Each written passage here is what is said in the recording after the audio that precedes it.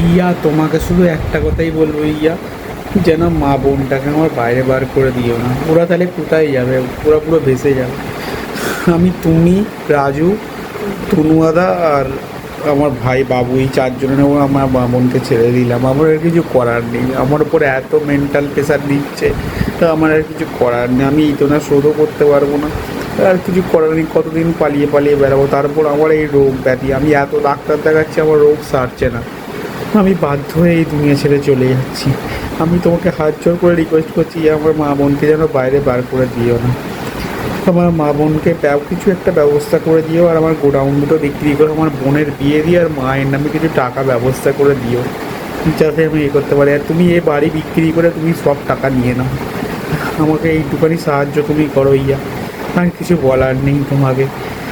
আমি যাচ্ছি, আমি চলে যাচ্ছি তোমাদেরকে ছেড়ে রেখে খুব দূরে। তোমরা খুব ভালো থাকো। মা মানি, তোরা খুব ভালো থাকিস, তোরা খুব সাবধানে থাকিস, ভালো থাকিস।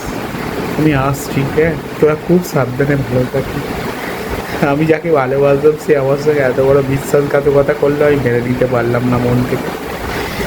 তার উপর কাশি একটু অত্যাচার, ফোনে সব সময় হুমকি, আমি মেনে নিতে পারলাম না। আমি উল্টে ওর থেকে 11 লাখ টাকা পাবো, সেই টাকাটা তো বললোই উল্টে 5 লাখ দিয়ে বললো 25 লাখ তুই আমার থেকে নিয়েছিস। আর কিছু বলার নেই। তোমরা যেখানেই থেকো ভালো থেকো, সাবধানে থাকিস তোরা। রাখছি। ব্যবসায়ীর অস্বাভাবিক মৃত্যুতে চাঞ্চল্য ছড়ালো হাওড়ার জগৎবল্লভপুরের বড়গাছিয়ায়। মৃতের নাম রাকেশ চন্দ্র।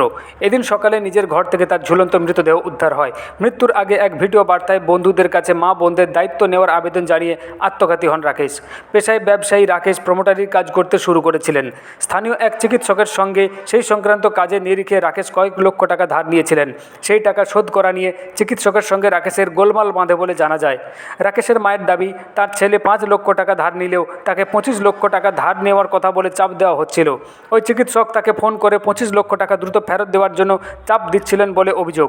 সে কারণে বেশ কিছুদিন ধরে মানসিক অবসাদে ভুগছিলেন রাকেশ। মৃত্যুর পরেই সংশ্লিষ্ট চিকিৎসকদের ঘিরে তুমুল বিক্ষোভ দেখান স্থানীয়রা। প্রমাণ দেখাবো, তুমি বুঝতে পারবে কেন? না না না না, আপনার নার্সিং হোমে চড়া হয়েছে। দাঁড়াও, আমি আগে প্রমাণ দেখে দিচ্ছি। আমি আমার কাছে এনে দেখে দিই। আমি বলছি প্রমাণ দেখা যাচ্ছে, এখন এতে বের করে প্রমাণ করে তো দরকার নেই। সে যেটা হবে ওটা কি আন্দোলন চলছে নাকি? কি হয়েছে ওটা বললে আমার কাছে 25 লাখ টাকা ধার নিয়েছে এবং শোধ দেবে বলেছিল। তো অনেকদিনই শোধ দেওয়ার কথা ছিল আগে, তো শোধ দেয় রাকেশ চন্দ্র। না না, এটা মিথ্যে কথা। আমার কাছে 25 লাখ টাকাই নিয়েছে। ও আমাকে ওই কি বলে স্ট্যাম্প পেপারে ও নিজে লিখে দিয়েছে যে 25 লাখ টাকা নিয়েছি। আমাকে কবে শোধ দেওয়ার কথা ছিল, 25 লাখ নিয়ে তারপর আমাকে শোধ দেবে বলেছিল। শোধ দেয়নি। আমি তোমাকে ওই যে স্ট্যাম্প পেপারে যেটা লিখে দিয়েছে সেটা আমি তোমাকে এনে দেখাচ্ছি। না, আমি মেন্টালি টর্চার করি। টাকা কি বলেছিলেন, কি এমন বলেছিলেন যে সুসাইড করলো? না, আমার জন্য কথা বলার জন্য সুইসাইড করবে। ফোন করিনি।